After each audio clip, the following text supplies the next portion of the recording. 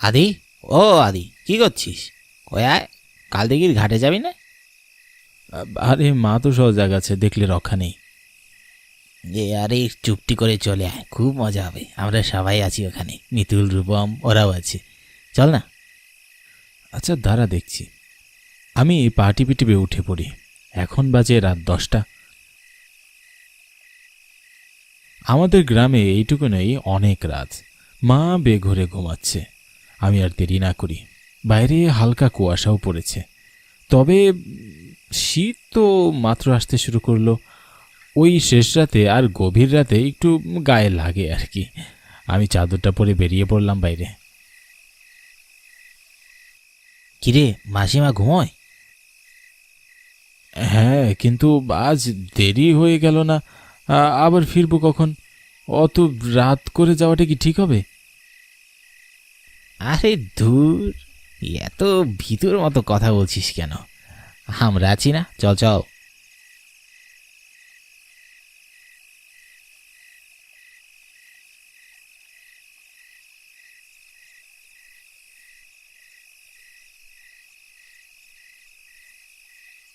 আমরা যাচ্ছি কলাই দিঘির ঘাটে। আমাদের বাড়ি থেকে 10 মিনিট দূরের রাস্তা।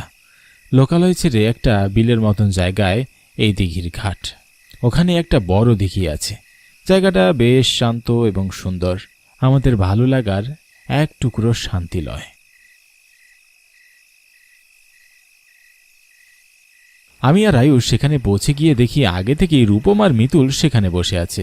আমাদের ওই তো আদি আর আয়ুষ এসে পড়েছে। চল চল, একটু আগুন জ্বালি, তারপর খেলা শুরু করব। ঠিক কইছস। আমরা গিয়ে বসতেই আয়ুষ আর মিতুল কিছু কাঠখড় নেয়, তারপর আগুন জ্বালিয়ে আয়েশ করে বসে। মিতুল বলে ওঠে, আগুনে এইভাবে হাত পা পোহাইতে কি যে মজা লাগে। এই শোন, এমন আবহাওয়ায় ভূতের গল্প কিন্তু মজা লাগবে অনেক। বাহ, তাহলে তো বেশ জমে যায়। চল চল, শুরু কর। তোদের সাথে থাকলে মনটা এমনিতেই ভালো হয়ে যায়। মিতুল, তুই শুরু কর। মিতুল বলা শুরু করে। সবাই মনোযোগ দিয়ে শুনে। কিছুক্ষণ খেলার পর হঠাৎ কলাই দিঘির ঘাটে একটা কিছু পড়ে যাওয়ার মতন শব্দ হয়। আমরা চারজনেই সেটা শুনতে পাই। রূপম কান খাড়া করে বলে, কিরে, কিছু বলার শব্দ হলো না? বাদ দে তো ওসব কথা, যা খুশি হোক, সেদিকে কান দেওয়ার কোনো দরকার নেই। চল, আমাদের কাজ আমরা করি। না না, একবার দেখে আসি। দূর, এখন উঠতে পারবো না। তোরা না উঠলে উঠ, আমি যাচ্ছি। যা মন চায় কর। মিতুল, তুই বল। আমরা গল্প শুনছিলাম। রূপম যেতে যেতে আমাদের কাছ থেকে প্রায় 10 হাত দূরে দিঘির ঘাটে চলে যায়। সেখানে দাঁড়িয়ে কিছু দেখতে থাকে। আমরা রূপমকে আর খেয়াল করি না। কিছুক্ষণ পর হঠাৎ রূপম অদ্ভুত কিছু শব্দ করতে শুরু করে। রূপম কলাই দিঘির ঘাটে দাঁড়িয়ে হুস হুস করছিল। আমরা সেদিকে তাকাই। রূপম সোজা দাঁড়িয়ে পুকুরের দিকে এক দৃষ্টিতে তাকিয়ে আছে।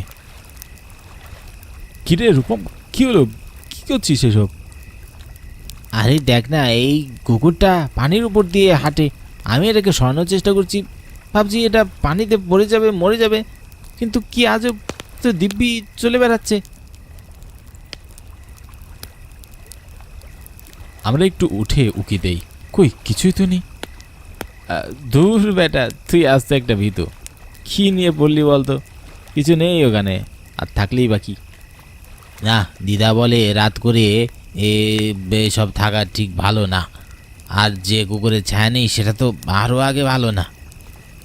তুই কি তোর ওই কুকুরের ছায়া দেখতে পাচ্ছিস না? হ্যালো বন্ধুরা, আজ আমি 1xBet নামে একটি অ্যাপ সম্পর্কে বলতে চাই, যেটি সবচেয়ে বিশ্বস্ত বুকমেকার। পিএসজি এবং সেরিয়া এ এই অ্যাপের স্পন্সর। অন্য অ্যাপের তুলনায় এখানে জেতার সম্ভাবনা অনেক বেশি। 30 ডিসেম্বর বাংলাদেশ প্রিমিয়ার লিগ শুরু হবে এবং সমস্ত ক্রিকেট প্রেমীদের জন্য আপনাদের প্রিয় দলকে সমর্থন করার দুর্দান্ত সুযোগ। এই অ্যাপে আপনি সমস্ত ম্যাচের লাইভ ফলাফল এবং সেই ম্যাচটি লাইভ দেখতে পারবেন। আপনি স্কোরের ভবিষ্যৎবাণী করে বাজি ধরতে পারেন এবং BMW গাড়ি, আইফোন, ল্যাপটপ এবং আরও অনেক কিছুর মতো নগদ পুরস্কার জেতার সুযোগ রয়েছে। এখানে ক্র্যাশ গেম আছে, প্লেন যত উপরে যাবে তত বেশি টাকা পাবেন। এছাড়াও বিভিন্ন ধরনের গেম রয়েছে। আপনি যা খুশি তা বেছে নিতে পারেন এবং রেজিস্ট্রেশন করার সময় আমার প্রচার কোড 1DAK ব্যবহার করে প্রথমবারের মতো জমাতে পারেন 12,000 টাকা পর্যন্ত এবং ফ্রি স্পিন। আপনি সহজেই পেটিএম, ব্যাংক, নগদ, বিকাশ, রকেট এবং অন্যান্য সহজ পদ্ধতির মাধ্যমে আপনার জেতা টাকা তুলতে পারেন। আমি অনেকদিন ধরে এটি ব্যবহার করছি, আপনিও ব্যবহার করতে পারেন। তাহলে আর দেরি কিসের? পিন কমেন্টে লিঙ্ক দেওয়া আছে, লিঙ্কে ক্লিক করে রেজিস্ট্রেশন করুন অথবা গুগলে 1xbet সার্চ করে রেজিস্ট্রেশন করুন এবং রেজিস্ট্রেশনের সময় আমার দেওয়া প্রোমো কোড 1DAK ব্যবহার করুন এবং বোনাস পান। না তো দেখা যাচ্ছে না। একটু পরে দেখবি ওইটার 2টা দানা গজাইছে আর দাঁতও। তারপর তোরে কামড় দিছে, তারপর তুই ভূত হয়ে গেছস।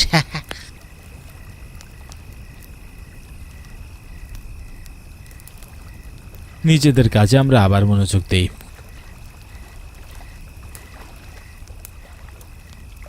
হঠাৎ রূপমের চিৎকার শুনতে পাই। আমরা দৌড়ে যাই, দেখি রূপম ঠায় দাঁড়িয়ে আছে। ওর দৃষ্টি সেই কলাই দিঘির ঘাটে। ওর চোখে মুখে তখনও ভয় লেপ্টে আছে। হঠাৎ চোখ যায় ওর ঘাড়ে। ঘাটা কেমন যেন ছিল আর তা থেকে রক্ত বেরোচ্ছে। হে রূপম, কি হলো তোর? তোর ঘাড়ে ওটা কি? আরে কিছু না। তাহলে চিৎকার করলি যে? আরে পড়ে গেছিলাম, পড়ে গিয়ে ওই একটা কাঠের গুড়ির সাথে ঘাড়ে ধাক্কা খাই। ইস, ব্যথা পেয়েছিস? ঘাড়ে তো রক্তও দেখলাম। ও কিছু না, সামান্য ব্যাপার। চল চল আমরা গিয়ে বসি। হ্যাঁ, তুই ঠিক আছিস তো? আরে চল না। ঠিক আছে। আমরা দুজনে গিয়ে জায়গায় বসি। মিতুল আর আয়ুষ গল্প করছিল। রূপম কথা বলে না, কেমন যেন থ মেরে বসে আছে, যেন কিছু বলতে চেয়েও পারছে না। হঠাৎ রূপম একটা অদ্ভুত কাজ করলো। ও আগুনের দিকে তাকিয়ে একটু অস্ফুট আওয়াজ করে বসল। কি রে, কি হইল? ওই আগুনটা নিবা না? কি বলিস? আগুন নিবালে জায়গাটা তো অন্ধকার হয়ে যাবে। তাহলে টর্চ জ্বালা না। কিন্তু নিবাবো কেন? রোজই তো জ্বালাই, ভালোই তো লাগছে। না না, আমার ভালো লাগছে না, আগুনের তাপটা একটু বেশি লাগছে। আরে কমা না, দূর চলে যাব না। রূপমের কথা কেমন যেন অদ্ভুত লাগছে। আমি চোখ দিয়ে ইশারা করলাম। ওরা টর্চ জ্বালিয়ে আগুন নিভালো। রূপম যেন হাফ ছেড়ে বাঁচল। আমরা আবারও গল্প শুরু করলাম। 5 মিনিট পর রূপম কেমন যেন মুচড়ামুচড়ি শুরু করলো। তারপর এক পর্যায়ে কাতর স্বরে বলল, আদি শোন না। কি রে, কি হলো? তোকে বলেছিলাম না আমি কলাই দিঘির ঘাটে ব্যথা পেয়েছিলাম? হ্যাঁ। আমার মনে হয় ব্যথাটা একটু বেশি লেগেছে, খুব খারাপ লাগছে। আমি বাড়ি যাব, আজ আর পারবো না। আচ্ছা চল, এই চল রে, আজ রূপম কেমন জানি করছে, চল বাড়ি যাই। আমার মনে হয় ওরে কলাই দিঘির ঘাটের পেতনি ধরছে।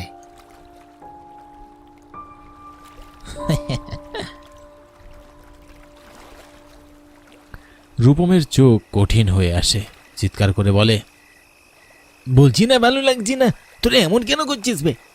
কেমন বন্ধু তোরা? আচ্ছা চুপ, কেউ আর খেপাবি না।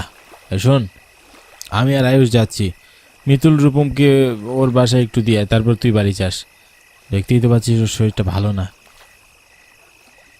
আচ্ছা ঠিক আছে, আমি আসি ওর সাথে, যা। মিতুল আর রূপমের বাসা কলাই দিঘির পাশে, আর আমার আর আয়ুষের বাসা ডান পাশে। আমরা গল্প করতে করতে দিঘি পেরোই। রূপমটার জন্য ভালো লাগছে না বল? ও সবসময় কেমন প্রাণোচ্ছল থাকে, আজ কেমন জানি করলো না। হ্যাঁ, আজ প্রথম ওকে একটু অদ্ভুত আচরণ করতে দেখলাম। আমার হঠাৎ করে কুকুরটার দিকে নজর পড়ল। ওটার কোনো ছায়া মাটিতে পড়ছে না। সাথে সাথে মনে পড়ল রূপমের কথা। রূপমও একই কুকুরকে দেখে গিয়েছিল আর বলেছিল, দিদা বলে রাত করে কুকুর থাকা ভালো না, আর যে কুকুরের ছায়া নেই সেটা তো আরো আগেই ভালো না। মনে হয় হিসাবটা আমি মেলাতে পেরেছি। বলেই আমি কলাই দিঘির ঘাটের দিকে দৌড় দিই। আয়ুষ কিছু বুঝে উঠতে পারে না। কিরে, কি হলো? আয়ুষ, মিতুল বিপদে আছে। কিসের বিপদ? পরে সব বলবো, আগে চল, ওকে বাঁচাতে হবে। আমরা পৌঁছানোর আগেই সেখানে সেই কলাই দিঘির ঘাট থেকে মিতুলের হাড়হিম করা চিৎকার শুনতে পাই। আমরা দৌড়ে গিয়ে ধ মেরে যাই, কারণ কলাই দিঘির ঘাটে মিতুলের নিথর দেহ পড়ে আছে। ওর ঘাড় থেকে রক্ত গলগল করে বেরোচ্ছে। পাশে রূপম দাঁড়িয়ে পাগলের মতো হাসছে। ওর পায়ের কাছে একটা কুকুর, তা চায় নেই। আয়ুষ আমাকে ধরে কাঁপছে, আমারও গা কাঁপছে। এসব গিয়াদি, আমাকে বল না কি হচ্ছে এসব? ও আমাদের রূপম নয়, আমাদের রূপম সেই তখনই মরে গেছে। মনে পড়ে যে ওর ঘাড়ে ব্যথা পেয়েছিল।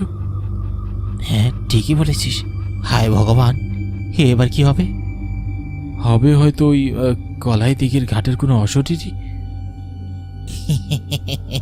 ঠিকই ধরেছিস, আমি কলাই দিঘির ঘাটের অশরীরী। এই কলাই দিঘির ঘাট আমার, শুধুই আমার। তোরা প্রতিদিন এখানে আসিস, আমি আর আমার বন্ধুরা এখানে কুকুর আর বিভিন্ন প্রাণীর বেশি ছদ্মবেশি খেলা করি রাতে। কিন্তু প্রায় এক সপ্তাহ আগে একজন এখানে আসে, আমার এক বন্ধুকে মেরে ফেলে। তারপর আজ যখন তোর বন্ধু এখানে গেল ব্যাস প্রতিশোধ নিতে, ওকে আমরা মেরে দেই। আর তারপর তোর আরেক বন্ধুকে, এবার তোদের দুজনকে। কিন্তু তোমরা কেন আমাদের পিছু লেগেছো? আমরা তো তোমাদের বন্ধুকে মারিনি। মারিসনি, কিন্তু তোরা এখানে কেন খেলতে আসবি? কেন আসিস? এই কলাই দিঘির ঘাট আমাদের, শুধুই আমাদের। এখানে আমরা খেলবো, হাসবো, কাঁদবো, বাঁচবো। এই কলাই দিঘি আমাদের, কলাই দিঘি আমাদের ঘাট। এখানে কেউ আসতে পারবে না, কেউ না। আয়ুষ তখনও কাঁপছে।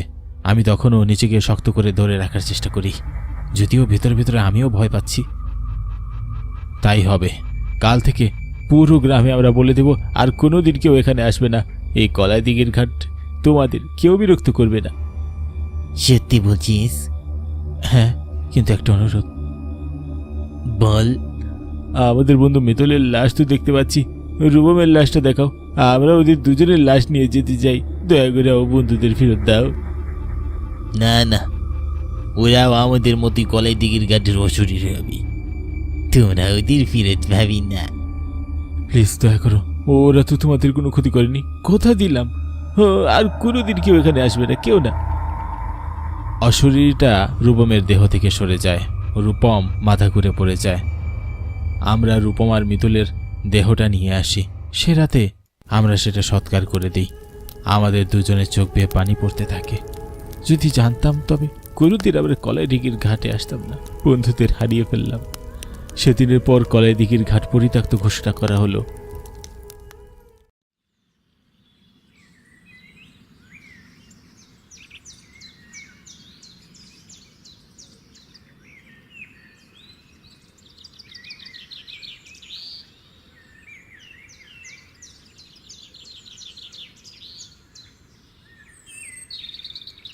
জমিদার বাবু, তালপুর নগর গ্রাম থেকে আমাদের এক আত্মীয় এই তালগুলো আপনার জন্য পাঠিয়েছেন।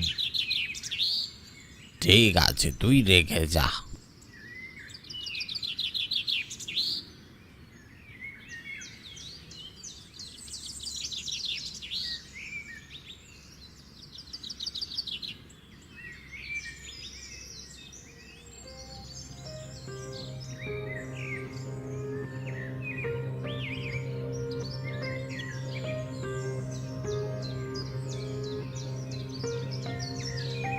কি হলো বাবা, তোমাকে এতটা অস্বাভাবিক লাগছে কেন?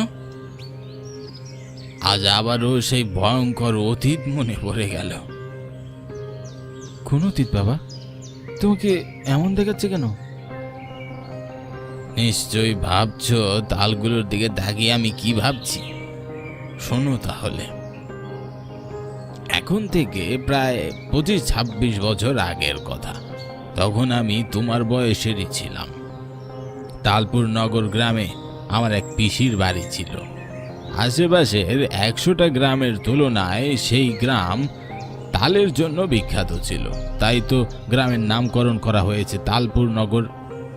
প্রতি বছর ভাদ্র মাসে আমরা পিসির বাড়িতে যেতাম, আর মন ভরে তালের পিঠা খেতাম। তেমনি এক ভাদ্র মাসের রাতে আমি একা একা পিসির বাড়ি যাচ্ছিলাম। যেতে যেতে অনেক রাত হয়ে যায়।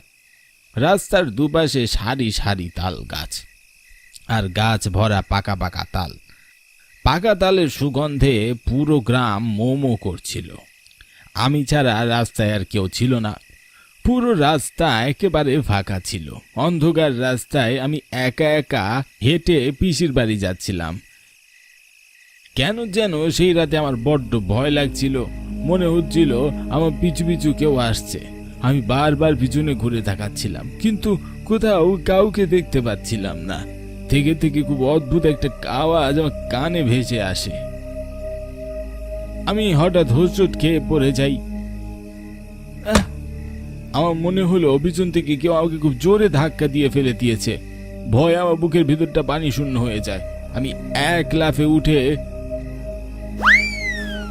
দৌড়াতে শুরু করলাম এবং হাঁপাতে হাঁপাতে পিসির বাড়ির সামনে গিয়ে উঠলাম।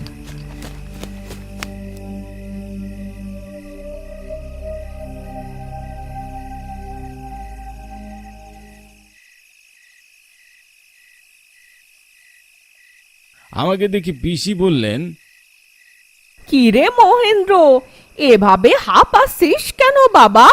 ভয় পেয়েছিস নাকি? তেমন কিছু না পিসি।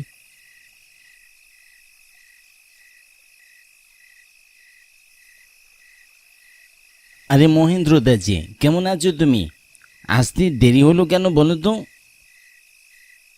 ভালো আছি বাঁধন। হোস্টেলে কিছু জরুরি কাজ ছিল, শেষ করতে একটু দেরি হয়ে গেল।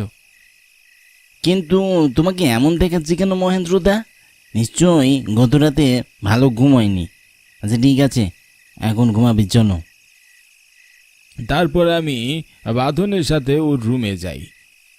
সেই রাতে আমি আর ঘুমাতে পারিনি। সারা রাতে বসবাস করে ছটফট করছি। পরের দিন সকালে ভোরের আলো ফোটার সাথে সাথে আমার মন থেকে সে সমস্ত দুশ্চিন্তা কেটে যায়।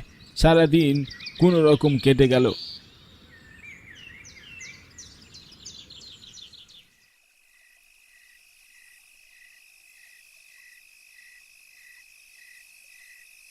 সন্ধ্যায় বাঁধন আমাকে বলল, মহেন্দ্র দাদা চলো আমার সাথে। সে কি রে, এই ভোর সন্ধ্যাবেলা কোথায় যাব? আরে ভুলে গেলে? তালকুড়োতে যেতে হবে না, চলো চলো। আমি আর কিছু না বাড়িয়ে বাঁধনের সাথে তালকুড়োতে বেরোই। সেদিন অমাবস্যার রাত ছিল, তাই সন্ধ্যাবেলায় ঘুটঘুটে অন্ধকারে পুরো গ্রাম ছেয়ে যায়। আমি আর বাঁধন ছাড়াও গ্রামের আরো অনেকজন তালকুড়োতে বেরিয়েছিল, কিন্তু কি আশ্চর্য, কেউ একটা তালও পাচ্ছে না।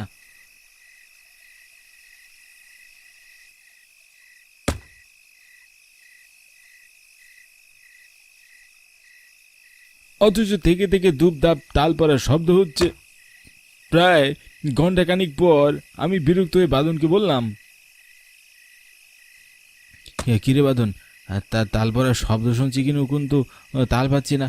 হ্যাঁ, আমরা কি খালি হাতে বাড়ি ফিরে যাবো নাকি রে? আর বলো না দাদা, কিছুদিন যাবৎ গ্রামে কোনো তালই পাওয়া যাচ্ছে না। এত এত তাল গাছ, অথচ দেখো গাছের নিচে একটাও তাল নেই। কে যেন সব তাল নিয়ে যায়। কি বলিস কি রে? তাহলে তো আরো একটু ভালো করে খুঁজে দেখতে হবে। ঠিক আছে, আর একটু সামনে চল।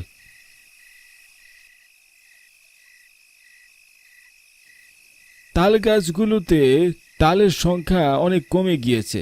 আমি আর বাঁধন তাল খুঁজতে খুঁজতে আরো কিছু সামনে এগিয়ে যাই। তখন আমরা আমাদের সামনে দুটো রাস্তা দেখতে পাই। দাদা তুমি এদিকটায় খুঁজো আর আমি ওদিকটায় গেলাম। একথা বলে বাঁধন অন্য রাস্তায় চলে যায়। অন্ধকার রাস্তা আমি একা একা তালকুড়ো খুঁজতে লাগলাম। আশেপাশে কাউকেই দেখতে পেলাম না, শুধু ঝিঝি পোকার ঢাক শোনা যাচ্ছে। এমন নির্জন পরিবেশে কেন যেন আমার একটু ভয় ভয় করছে। হঠাৎ গতকাল রাতের কথা মনে পড়তেই আমার গা ঝমঝম করে উঠল, সাথে বুক ধড়ফড় করতে লাগলো, আর সামনে এগোনোর সাহস পেলাম না। তখনই আমি কারো উপস্থিতি অনুভব করলাম, চমকে গেলাম, পিছনে ঘুরে তাকালাম, কিন্তু কাউকেই দেখতে পেলাম না। এইসব কি হচ্ছে? কারণে আমি ভয় পাচ্ছি হয়তো।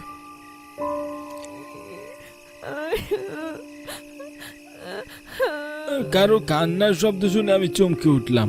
খুব করুণ আর্তনাদ সুরে কেউ কান্না করছিল। আশেপাশে তো কোনো মানুষের ঘর বাড়ি দেখতে পাচ্ছি না, তাহলে কান্নার শব্দ আসছে কোত্থেকে? সাহস করে আমি আরো কয়েক কদম সামনে এগিয়ে যাই। তারপর দেখলাম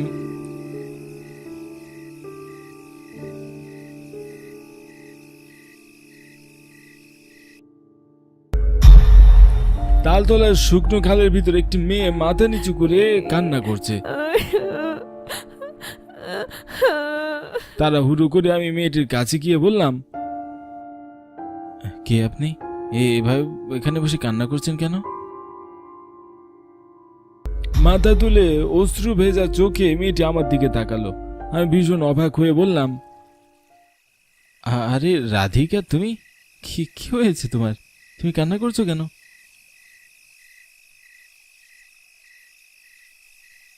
রাধিকা আমার কথার কোনো উত্তর দিল না, শুধু ড্যাব ড্যাব করে আমার দিকে তাকিয়ে রইল। রাধিকা আমার পিসির একমাত্র ননদের মেয়ে। প্রতি বছর ভাদ্র মাসে রাধিকাও আমার পিসির বাড়িতে বেড়াতে আসে, কিন্তু আজ কেন যেন রাধিকাকে একটু অন্যরকম লাগছে।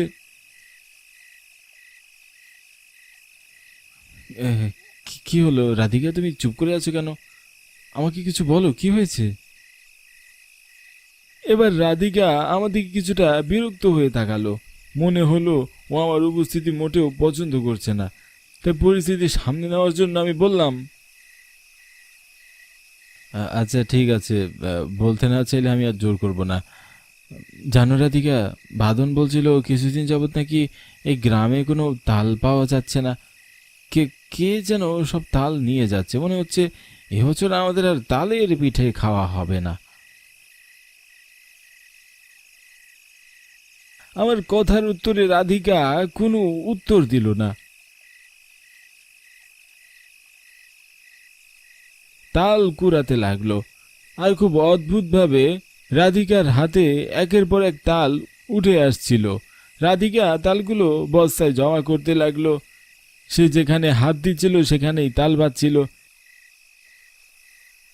এভাবে একটার পর একটা তাল কুড়িয়ে পেতে দেখে আমি ভীষণ অবাক হয়ে যাই।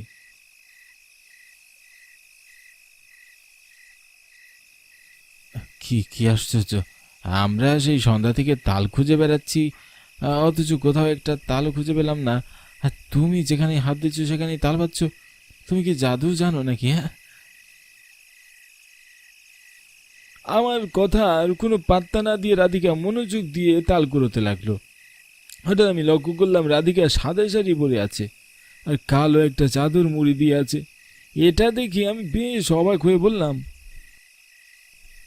তুমি সাদা শাড়ি পরে আছো কেন রাধিকা? আমি তো এতক্ষণ খেয়ালই করিনি। আমি একথা বলতে রাধিকা প্রচন্ড রেগে যায়, আমার দিকে তাকায়। মনে হচ্ছিল ওর লাল লাল চোখ দুটো দিয়ে এক্ষুনি আমাকে গিলে খাবে। ওর ভয়ঙ্কর চাউনি দেখে আমি কিছুটা ঘাবড়ে যাই। আমতা আমতা করে বললাম, আচ্ছা ঠিক আছে, তুমি এভাবে রাগ করো না, আমি আর কিছু জানতে চাইবো না। তারপর রাধিকা আবারও তাল কুড়োতে লাগলো, আর তার আচার আচরণ আমার কাছে বেশ অদ্ভুত মনে হচ্ছিল। ভাদ্র মাসে ওই কড়া গরমে কেউ চাদর মুড়ি দিয়ে থাকতে পারে? তার রাধিকাকে না দেখলে বুঝতে পারতাম না। ভয়ে তাকে আর কিছু বলার সাহস পেলাম না।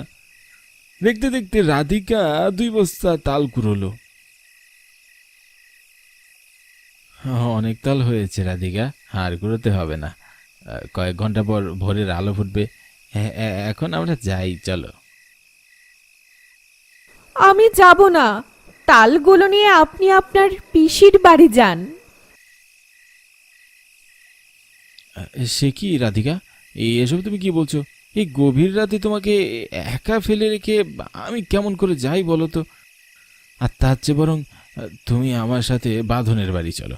এবার আমি অনেক দিন থাকবো, প্রতি বছরের চেয়ে এবার আরো বেশি মজা হবে। ও বাড়িতে যাওয়া আমার আর শোভা পায় না, আমি এখানেই থাকবো। রাধিকাকে অনেক বোঝানোর চেষ্টা করেও ব্যর্থ হলাম। সে কিছুতেই আমার সাথে যেতে রাজি হলো না। জানি না কি হয়েছে, তবে তাকে দেখে বেশ অস্বাভাবিক লাগছে বটে। আচ্ছা ঠিক আছে, তুমি না যাও, তুমি ওই তালগুলো নিয়ে যাও, আমি এখান থেকে কয়েকটা পিস নিয়ে যাচ্ছি। না, আমার কোনো তাল লাগবে না, আমি এখন আর তাল খাই না। বুঝেছি, নিশ্চয়ই কোনো কারণে তুমি খুব রেগে আছো। হ্যাঁ, রাগ কমলে বাঁধনের বাড়ি এসো। হ্যাঁ, এখন আমি যাচ্ছি। তার অস্বাভাবিক রাগের কারণ আমি ঠিক বুঝতে পারলাম না। তার রাগকে গুরুত্ব না দিয়ে আমি এগিয়ে চললাম। 4-5 কদম সামনে এগিয়ে যাওয়ার পর সেখান থেকে রাধিকা খুব শক্ত করে আমার কলার চেপে ধরলো, তারপর টেনে হিচড়ে আমাকে তার সামনে নিয়ে আসলো। প্রচন্ড ভয়ে আমার বুকের ভিতরটা পানি শূন্য হয়ে গেল, গলা শুকিয়ে কাঠ হয়ে গিয়েছে। রাধিকার গা থেকে কালো চাদরটা নিচে পড়ে যেতে আমি দেখলাম ওর ওর পা দুটো উল্টো, ওর মাথা ঘুরে পিছনের দিকে এসে গিয়েছে। এটা দেখার পর ভয়ে আমার বুকের ভিতরটা মোচড় দিয়ে উঠল। বুকের খাঁচায় প্রাণ পাখিটা ছটফট করতে লাগলো। ভয় আমার প্রাণ যায় যায় অবস্থা। রাধিকা খুব ভয়ঙ্কর ভাবে আমার দিকে তাকালো। এটা দেখে আমি আর নিজেকে সামলে রাখতে পারলাম না। প্রচন্ড ভয়ে চিৎকার করে আমি অজ্ঞান হয়ে পড়ে যাই।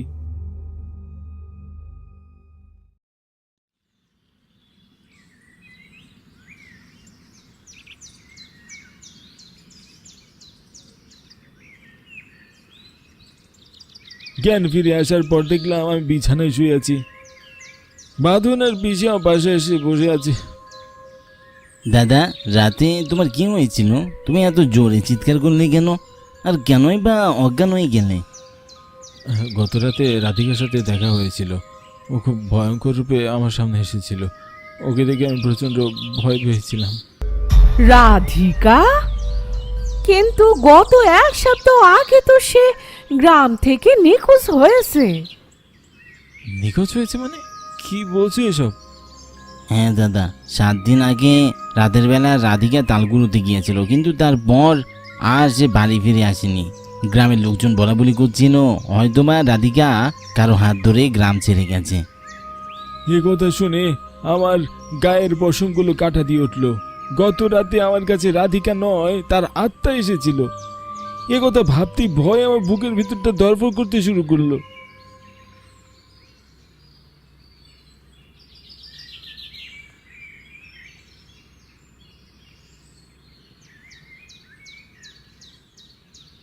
তাড়াহুড়ো করে সেদিনই আমি পিসির বাড়ি থেকে চলে আসি।